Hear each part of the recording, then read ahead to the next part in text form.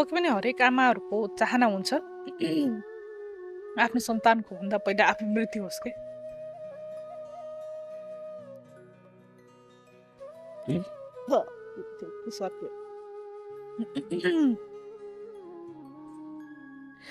हरेक आमाहरूको त्यो चाहना हुन्छ आफ्नो सन्तानभन्दा अगाडि आफू मर्न पाऊ र आफूले जन्माएको सन्तानको मृत्यु हेर्न चाहँदैन कि लामो समयसम्म बाँचोस् अथवा आफ्नो आयु पनि आफ्नो सन्तानलाई लागोस् भन्ने हुन्छ। तर एउटी आमा जसलाई चाहिँ बिहान फोन आयो मलाई मार्ने प्रयास भइरहेको छ, मलाई बचाउनुहोस् अथवा म बाँच्नुपर्छ भन्ने फोन आयो, तर त्यसको केही समयपछि छोरीको मृत्यु पनि सजिलो थिएन नि त। जलाइयो, तडपाइयो, कुटियो, पिटियो, घाइते बनाइयो। त्यस्तो खालको मृत्यु सुन्दाखेरि पक्कै पनि त्यो आमालाई कति गाह्रो भएको होला क्या होइन। सधैँ हामी चाहन्छौँ आफूले जन्माएको सन्तान सधैँ राम्रो होस्, राम्रो घरमा परोस्, उसले राम्रो जीवन बाँचोस् होइन। तर त्यो आमालाई कस्तो गाह्रो भएको होला क्या त्यस्तो खालको आफ्नो सन्तानको खबर सुन्नु पर्यो। धेरै गाह्रो भएको छ त्यो आमालाई। आमाको ठाउँमा रहेर त कसैले पनि केही व्यक्त गर्न सक्दैन क्या। अलिकति भावुक हुनुभयो, अलिकति छोरी त्यस्तो अवस्थामा हुँदा त्यो आमाको तर्फबाट सोच्दाखेरि तपाईँलाई पनि अलिकति गाह्रो भयो मन? धेरै गाह्रो हुन्छ नि सर होइन। अहिले हामी विवाह गरेर अहिले अर्काको घरमा आएका छौँ, हामी पनि कसैको बुहारी भएका छौँ। सानोतिनो केही कुराहरू भयो अथवा घरमा झगडा भयो अथवा घरमा कसैले गाली गर्नुभयो भन्ने खबर हामीले आफ्नो बुवा आमालाई दिँदाखेरि त बुवा आमा खुसी भएर कहिले पनि बस्न सक्नुहुन्न क्या। हरेक सानोतिनो कुराहरूमा चिन्ता लिनुहुन्छ, खायो कि खाएन, समयमा कसरी बसिरहेको छ होइन। त्यो पीडा एउटा आमालाई हुन्छ छोरी जन्माइसकेपछि विशेष गरी होइन। तर एउटा आमा जसले चाहिँ सन्तानै रहेन उसलाई चाहिँ विभिन्न पीडा दिएर मारियो अथवा उसलाई चाहिँ यातना दियो भन्ने खालको कुरा सुन्दाखेरि त पक्कै पनि कुनै पनि आमाले त्यो सहनै सक्दैन क्या। अहिले छोरी मरेर गएको छ तर आमा बाँचिरहनु भएको छ, आमा बाँचेर पनि मरिरहनु भएको छ क्या यो घटनामा होइन। जो व्यक्ति मरेर जानुभयो, कति तड्किनु भयो, तर उहाँ मर्नुभन्दा अगाडि उहाँले जति पीडा भोग्नु भएको छ नि त्योभन्दा बढी पीडा अहिले आमालाई भइरहेको मैले फिल गर्छु क्या होइन। कहिलेकाहीँ मैले मम्मीलाई फोन गर्छु होइन, मसँग कुनै सानोतिनो घटनाहरू घट्यो भने म सुनाउँछु अनि उहाँ यति धेरै रोनुहुन्छ कि होइन, हामीभन्दा बढी रोनुहुन्छ क्या। त्यसैले कुनै पनि आमाले सहनै नसक्ने कुरा हो क्या। अहिले धेरै आमाहरू रोनु भएको छ। धेरै आमाहरूले बिहे गरेर गएका छोरीहरूलाई कतै हाम्रो घरमा पनि यस्तै खालको घटना घट्ने हो कि हाम्रै छोरीहरूले पनि यस्तै खालको पीडाहरू भोग्ने हो कि भन्ने खालको कुराहरू गरेको अहिले सुन्छु क्या म। अनि सिन्धुलीको घटनाले प्रत्येक आमाहरूलाई यति बेला चिन्तित बनाएको छ। कुनै पनि आमाहरू खुसी छैनन् यति बेला होइन। म अहिले बाटोमा हिँड्दाखेरि पनि धेरै आमाहरू यही कुरा गरेर बसेको देख्छु क्या। अहिले बुझिरहँदाखेरि उहाँले चाहिँ आफू बाँच्नका लागि अथवा म बाँच्नुपर्छ भनेर आफ्नो बुवा आमालाई पनि भन्नुभएको रहेछ। यहाँ धेरै अगाडिदेखि उसलाई चाहिँ घरमा देखि नसर्ने अथवा मार्ने प्रयासहरू भइरहेको जब उहाँले थाहा पाउनुभयो उहाँले चाहिँ आफ्नो आमालाई फोन गर्नुभएको रहेछ।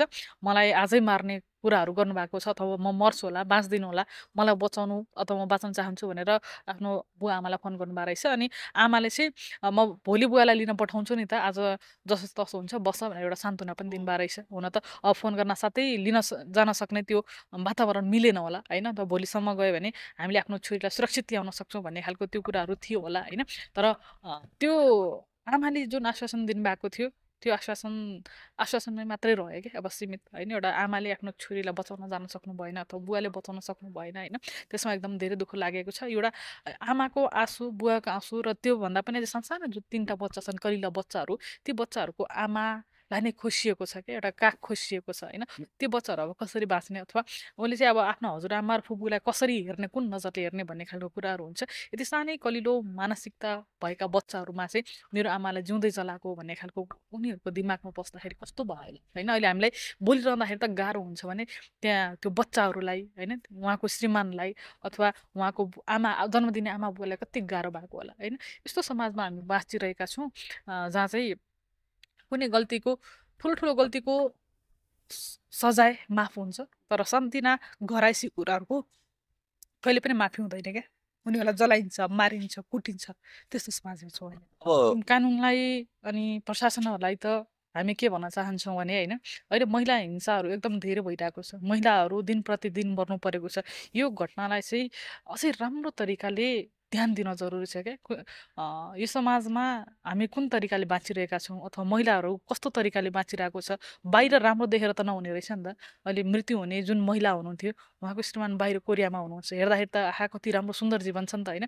घरमा 3टा बच्चा हुनुहुन्छ, श्रीमानले कमाइरहनु भएको छ, कमाएर पैसा पठाइरहनु भयो होला, हेर्दाखेरि आहा राम्रो परिवार, उसको जस्तो मेरो पनि परिवार भइदिएको भए हुन्छ जस्तो लाग्छ। तर त्यो घरभित्र कस्तो खालको वातावरणमा बसिरहेको छ, यो स्थानीय व्यक्तिहरूले पनि बुझ्न जरुरी छ। स्थानीय जनप्रतिनिधिहरू पनि हुनुहुन्छ, उहाँहरूले पनि बेला बेलामा आएर आफ्नो टोल समाजमा कस्ता खालका परिवारहरू बसिरहेका छन् अथवा कस्तो घर परिवार छ, त्यो घर परिवारमा कस्तो खालको समस्या छ, त्यसलाई पनि बुझ्न जरुरी छ, नजर गर्न जरुरी छ। र कानुनलाई चाहिँ के भन्न चाहन्छु भने बेला बेलामा गएर होइन, विभिन्न टोल छिमेकीमा गएर के कस्ता खालका समस्याहरू छन् त्यो कुराहरूलाई बुझ्न जरुरी छ। हामी के भन्छौँ, जबसम्म हामीमा कुनै घटनाहरू घट्दैन, हामी प्रहरी प्रशासन अथवा कानुन कतै पनि हामी जाँदैनौँ। जब घटना घटिहाल्छ, जब त्यसको कुनै पनि विकल्प हुँदैन, अनि मात्रै हामीले कानुनलाई रोज्छौँ क्या, त्यो होइन। हामी बाँचुन्जेल हामीलाई आवश्यक पर्ने चिज कानुन हो, त्यसैले हामीले चाहिँ कानुनको परामर्शमा चाहिँ बसिरहनुपर्छ होइन। यदि कहीँ कतै हामीलाई आशंका छ अथवा शङ्का छ यो घरभित्र चाहिँ केही छ है, केही नराम्रो हुनेवाला छ अथवा भइरहेको छ, यो घर परिवारको सम्बन्ध राम्रो छैन भने तपाईँ हामीले पहिले नै त्यो कुराहरूलाई सहजीकरण गराउन जरुरी छ। किनभने सिन्धुली घटनाबाट धेरै ठुलो पाठ हामीले सिकेका छौँ। सानोतिनो कुरा हो, घराइसी कुरा हो, हामी किन अगाडि जाने अथवा हामी किन त्यो परिवारको बिचमा पर्ने भनेर कहिले पनि नसोच्नु होला। हाम्रो त्यो सोचले गर्दाखेरि भोलिको दिनमा त्यही घर परिवारको व्यक्तिको ज्यान जान सक्छ होइन, मर्नुपर्ने अवस्था हुन्छ। घटना जस्तो घट्न पनि सक्छ।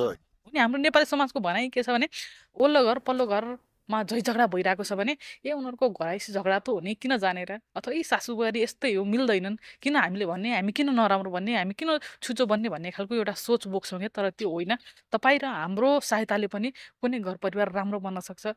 अझै त्योभन्दा पनि ठुलो कुरा, धेरैजना बुहारी अथवा छोरीहरूको ज्यान जोगिन सक्छ होइन। कहिले पनि हामीले अप्ठ्यारो नमानेर अथवा हामीले गर्नु हुँदैन भनेर सोच राख्नु हुँदैन भन्ने ठुलो पाठ पनि सिकेका छौँ हामीले। अबको दिनमा यस्ता खालका घटनाहरू नघटोस् भनेर हामी सबैजनाले ध्यान दिन जरुरी छ। परिवारजनलाई अब यति बेला एकदम गाह्रो अप्ठ्यारो समय आएको छ होइन। यो समयमा तपाईँले आफूले आफूलाई सम्हाल्न जरुरी छ, आफूलाई सम्हाल्नु होला। जुन घटना घटेको छ त्यसले हामी सबैजना एकदम धेरै चिन्तित पनि छौँ, दुःख लागेको छ होइन।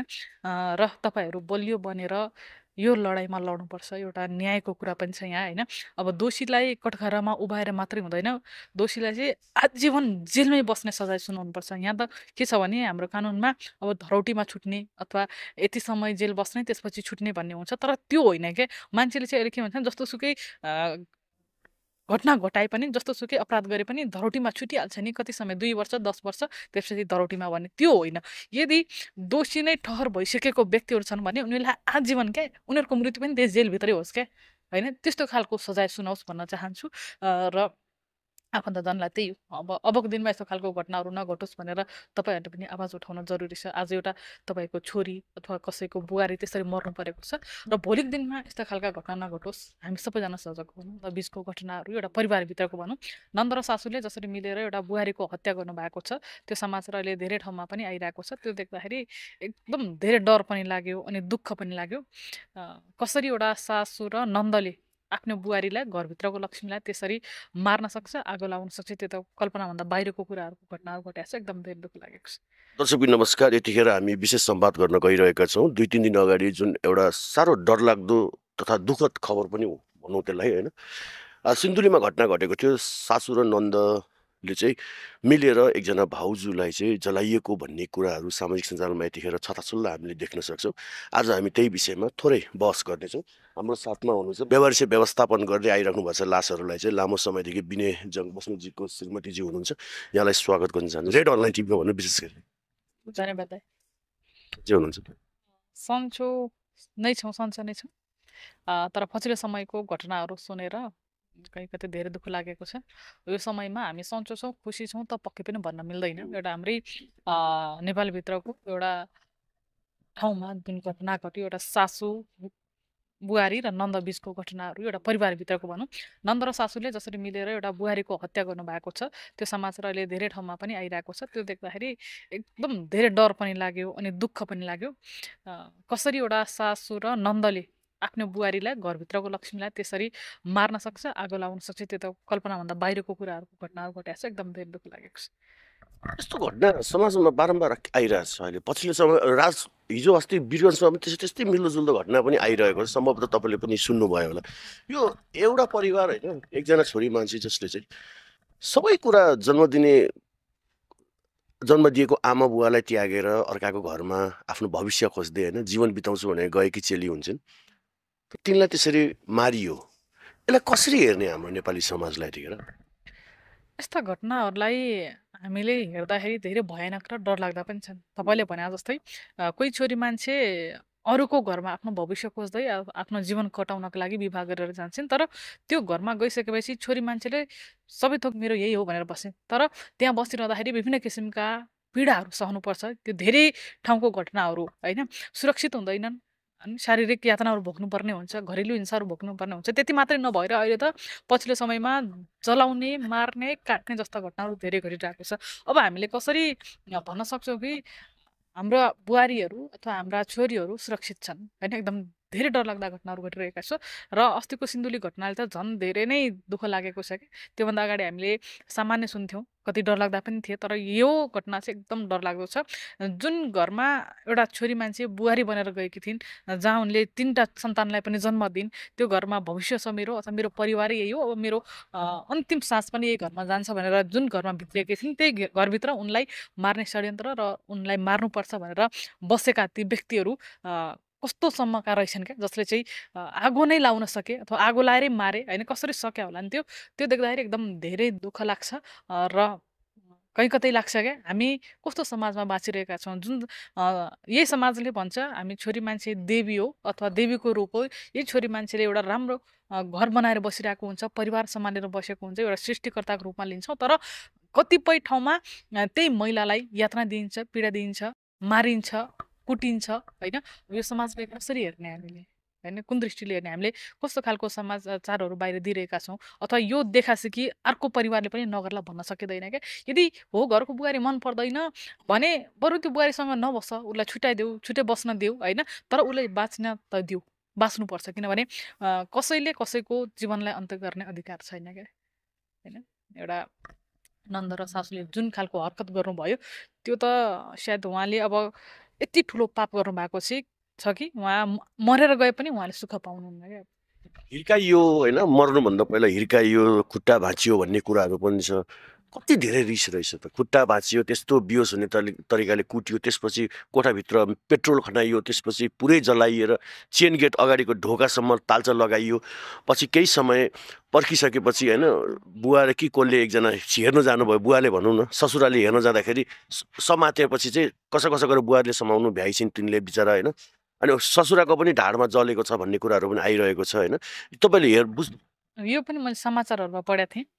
जसरी उनलाई चाहिँ घरभित्र छिरिसकेपछि सबैभन्दा पहिला उनको खुट्टामा प्रहार गर्यो ताकि उनी भाग्न नसकोस् अथवा आफू बच्नको लागि कसैलाई गुहार गर्न नसकोस् भन्ने हिसाबले खुट्टामा प्रहार गरिसकेपछि उनी अशक्त भइन् अथवा हिँड्न सकिनन्, त्यहीँ लडिन् होइन। त्यसपछि उनलाई चाहिँ मार्नुपर्छ भनेर पेट्रोल खनाइयो, आगो लाइयो क्या होइन। त्यस्तो खालको हरकत गरेर एउटा बुहारीको हत्या गरेको छ, जसमा चाहिँ सासू, नन्द, पछिल्लो समयमा अब ससुरा पनि हुनुहुन्छ भन्ने आशंका गरिएको छ। किनभने तिनैजना व्यक्ति मिलेर बुहारीलाई देखि नसकेको नि त, त्यो बुहारीलाई मार्नै पर्छ भनेर लागि पर्नु भयो। यदि त्यो बुहारी त्यत्तिकै तपाईँहरूको लागि प्रिय थिएन अथवा तपाईँको परिवारमा बस्न सक्ने लायकको थिएन भने तपाईँले अगाडि नै छुट्याइदिएको भए हुन्थ्यो क्या।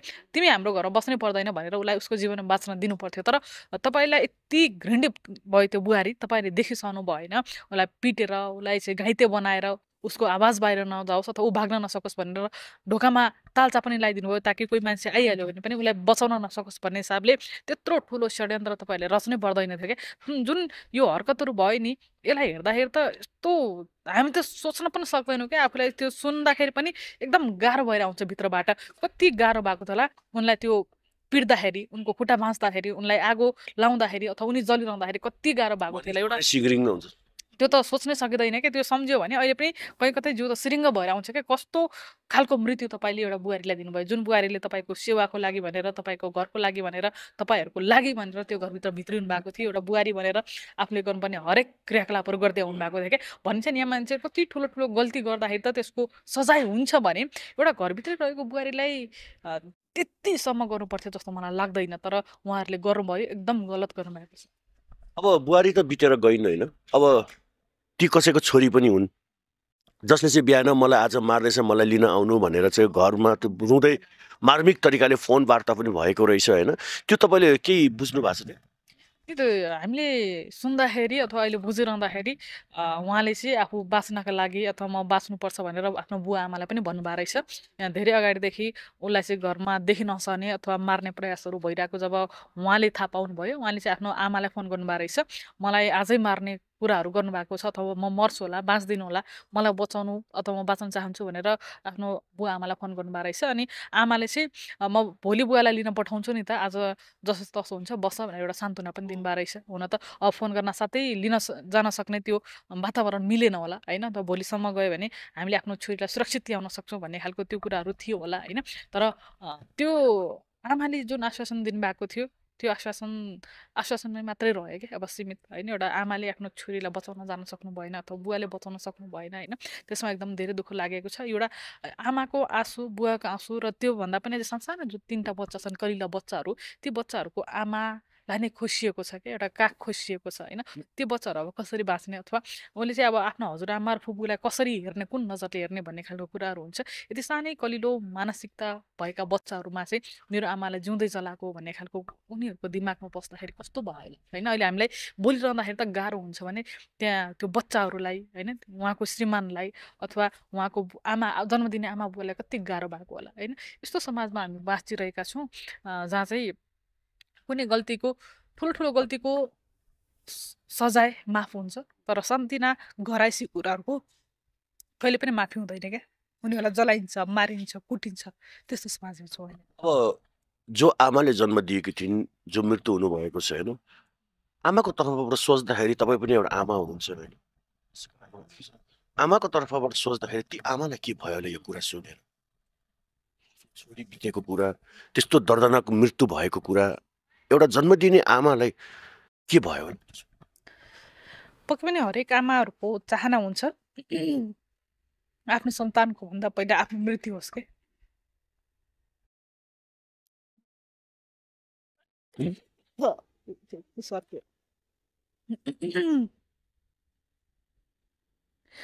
हरेक आमाहरूको त्यो चाहना हुन्छ आफ्नो सन्तानभन्दा अगाडि आफू मर्न पाऊँ र आफूले जन्माएको सन्तानको मृत्यु हेर्न चाहँदैन कि लामो समयसम्म बाँचोस् अथवा आफ्नो आयु पनि आफ्नो सन्तानलाई लागोस् भन्ने हुन्छ तर एउटी आमा जसलाई चाहिँ बिहान फोन आयो मलाई मार्ने प्रयास भइरहेको छ मलाई बचाउनुहोस् अथवा म बाँच्नुपर्छ भन्ने फोन आयो तर त्यसको केही समयपछि छोरीको मृत्यु पनि सजिलो थिएन नि त जलाइयो तडपाइयो कुटियो पिटियो घाइते बनाइयो त्यस्तो खालको मृत्यु सुन्दाखेरि पक्कै पनि त्यो आमालाई कति गाह्रो भएको होला क्या होइन सधैँ हामी चाहन्छौँ आफूले जन्माएको सन्तान सधैँ राम्रो होस् राम्रो घरमा परोस् उसले राम्रो जीवन बाँचोस् होइन तर त्यो आमालाई कस्तो गाह्रो भएको होला क्या त्यस्तो खालको आफ्नो सन्तानको खबर सुन्नु पर्यो धेरै गाह्रो भएको छ त्यो आमालाई आमाको ठाउँमा रहेर त कसैले पनि केही व्यक्त गर्न सक्दैन क्या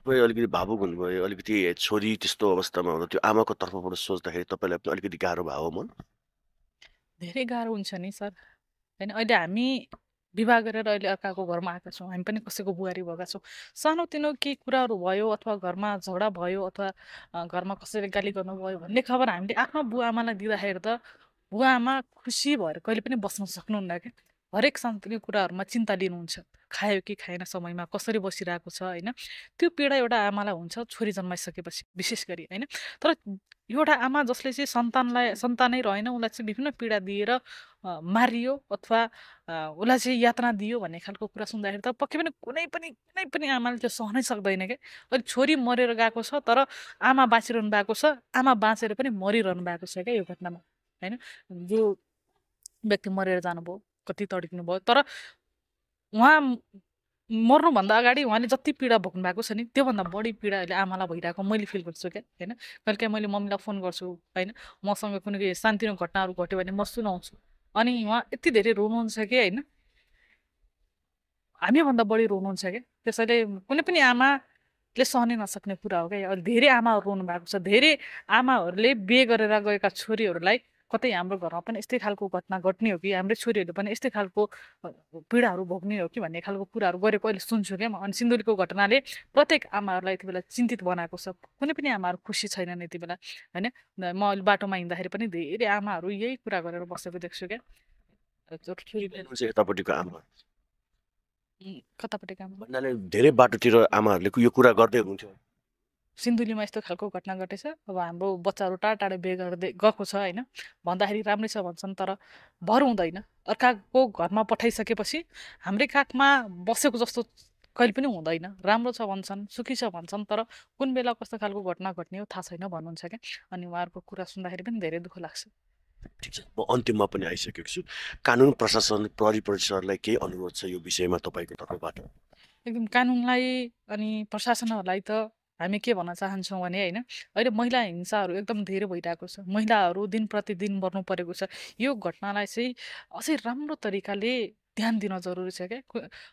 यो समाजमा हामी कुन तरिकाले बाँचिरहेका छौँ अथवा महिलाहरू कस्तो तरिकाले बाँचिरहेको छ, बाहिर राम्रो देखेर त नहुने रहेछ नि त। अहिले मृत्यु हुने जुन महिला हुनुहुन्थ्यो उहाँको श्रीमान बाहिर कोरियामा हुनुहुन्छ। हेर्दाखेरि त आहा कति राम्रो सुन्दर जीवन छ नि त होइन। घरमा 3टा बच्चा हुनुहुन्छ, श्रीमानले कमाइरहनु भएको छ, कमाएर पैसा पठाइरहनु भयो होला। हेर्दाखेरि आहा राम्रो परिवार, उसको जस्तो मेरो पनि परिवार भइदिएको भए हुन्छ जस्तो लाग्छ। तर त्यो घरभित्र कस्तो खालको वातावरणमा बसिरहेको छ यो स्थानीय व्यक्तिहरूले पनि बुझ्न जरुरी छ। स्थानीय जनप्रतिनिधिहरू पनि हुनुहुन्छ, उहाँहरूले पनि बेला बेलामा आएर आफ्नो टोल समाजमा कस्ता खालका परिवारहरू बसिरहेका छन् अथवा कस्तो घर परिवार छ, त्यो घर परिवारमा कस्तो खालको समस्या छ त्यसलाई पनि बुझ्न जरुरी छ, नजर गर्न जरुरी छ। र कानुनलाई चाहिँ के भन्न चाहन्छु भने बेला बेलामा गएर होइन विभिन्न टोल छिमेकीमा गएर के कस्ता खालका समस्याहरू छन् त्यो कुराहरूलाई बुझ्न जरुरी छ। हामी के भन्छौँ, जबसम्म हामीमा कुनै घटनाहरू घट्दैन हामी प्रहरी प्रशासन अथवा कानुन कतै पनि हामी जाँदैनौँ। जब घटना घटिहाल्छ, जब त्यसको कुनै पनि विकल्प हुँदैन अनि मात्रै हामीले कानुनलाई रोज्छौँ क्या, त्यो होइन। हामी बाँचुन्जेल हामीलाई आवश्यक पर्ने चिज कानुन हो। त्यसैले हामीले चाहिँ कानुनको परामर्शमा चाहिँ बसिरहनुपर्छ होइन। यदि कहीँ कतै हामीलाई आशंका छ अथवा शङ्का छ यो घरभित्र चाहिँ केही छ है, केही नराम्रो हुनेवाला छ अथवा भइरहेको छ, यो घर परिवारको सम्बन्ध राम्रो छैन भने तपाईँ हामीले पहिले नै त्यो कुराहरूलाई सहजीकरण गराउन जरुरी छ। किनभने सिन्धुली घटनाबाट धेरै ठुलो पाठ हामीले सिकेका छौँ। सानोतिनो कुरा हो, घराइसी कुरा हो, हामी किन अगाडि जाने अथवा हामी किन त्यो परिवारको बिचमा पर्ने भनेर कहिले पनि नसोच्नु होला। हाम्रो त्यो सोचले गर्दाखेरि भोलिको दिनमा त्यही घर परिवारको व्यक्तिको ज्यान जान सक्छ होइन, मर्नुपर्ने अवस्था आउँछ। घटना जस्तो घट्न पनि सक्छ।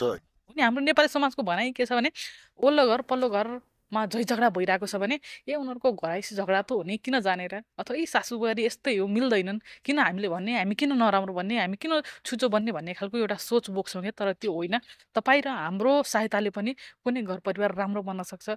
अझै त्योभन्दा पनि ठुलो कुरा धेरैजना बुहारी अथवा छोरीहरूको ज्यान जोगिन सक्छ होइन। कहिले पनि हामीले अप्ठ्यारो नमानेर अथवा हामीले गर्नु हुँदैन भनेर सोच राख्नु हुँदैन भन्ने ठुलो पाठ पनि सिकेका छौँ हामीले। अबको दिनमा यस्ता खालका घटनाहरू नघटोस् भनेर हामी सबैजनाले ध्यान दिन जरुरी छ।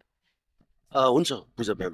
दर्शकबिन यतिखेर हामीसँग विशेष संवाद गर्दै हुनुहुन्छ पूजा बस्नेतज्यू हुनुहुन्छ, जो बेवारिसे लासलाई लामो समयदेखि व्यवस्थापन गर्दै आइराख्नु भएका आदरणीय विनयजङ बस्नेतजीको पत्नी हुनुहुन्छ, श्रीमतीजी हुनुहुन्छ। र उहाँले पनि यो काम निकै नै धेरै नै लामो समय भइसकेको छ। र सानो छोरी विपुलाले पनि हिजोआज सहयोग गर्दै छिन् होइन, हामीले हेरिरहेका छौँ। र सिन्धुलीको घटनालाई लिएर थोरै हामीले कुराकानी गरेका थियौँ, थोरै बहस गरेका थियौँ। यो यस्तो खालको घटना आइन्दा दिनहरूमा कुनै पनि ठाउँमा नघटोस् भन्ने हाम्रो विशेष कामना पनि रहेको छ। प्रहरी प्रशासन सहरहरूलाई पनि यो घटनालाई लिएर एकदमै मजाले अध्ययन अनुसन्धान गरेर चाहिँ दोषीलाई कडाभन्दा कडाको सजाय होस् भन्ने हामी पनि चाहन्छौँ। र जतिजना सिन्धुली क्षेत्रका आसपासका छिमेकीहरूलाई चाहिँ धैर्य धारण गर्न अथवा भनौँ मृतकको आत्माको चिरशान्तिको कामना पनि गर्न चाहन्छु। र आफन्तजनलाई चाहिँ आफूले आफूलाई सम्हाल्नु हुन हामी विशेष अनुरोध गर्न चाहन्छु। परिवारजनलाई के भन्न चाहन्छु? परिवारजनलाई यति बेला एकदम गाह्रो अप्ठ्यारो समय आएको छ होइन। यो समयमा तपाईँले आफूलाई सम्हाल्न जरुरी छ। आफूलाई सम्हाल्नु होला। जुन घटना घटेको छ त्यसले हामी सबैजना एकदम धेरै चिन्तित पनि छौँ, दुःख लागेको छ होइन। र तपाईँहरू बलियो बनेर यो लडाइँमा लड्नुपर्छ। एउटा न्यायको कुरा पनि छ यहाँ होइन। अब दोषीलाई कठघरामा उभाएर मात्रै हुँदैन, दोषीलाई चाहिँ आजीवन जेलमै बस्ने सजाय सुनाउनुपर्छ। यहाँ त के छ भने हाम्रो कानुनमा अब धरौटीमा छुट्ने अथवा यति समय जेल बस्ने त्यसपछि छुट्ने भन्ने हुन्छ, तर त्यो होइन क्या। मान्छेले चाहिँ अहिले के भन्छ, जस्तो सुकै घटना घटाए पनि जस्तोसुकै अपराध गरे पनि धरोटीमा छुटिहाल्छ नि, कति समय 2 वर्ष 10 वर्ष त्यसपछि धरोटीमा भन्ने त्यो होइन। यदि दोषी नै ठहर भइसकेको व्यक्तिहरू छन् भने उनीहरूलाई आजीवन क्या, उनीहरूको मृत्यु पनि देश जेलभित्रै होस् क्या, होइन त्यस्तो खालको सजाय सुनाओस् भन्न चाहन्छु। र आफन्तजनलाई त्यही हो, अबको दिनमा यस्तो खालको घटनाहरू नघटोस् भनेर तपाईँहरूले पनि आवाज उठाउन जरुरी छ। आज एउटा तपाईँको छोरी अथवा कसैको बुहारी त्यसरी मर्नु परेको छ र भोलिको दिनमा यस्ता खालका घटना नघटोस्, हामी सबैजना सजग हुनु। यहाँलाई समय र संवादको लागि धन्यवाद दिनुहोस्। धन्यवाद।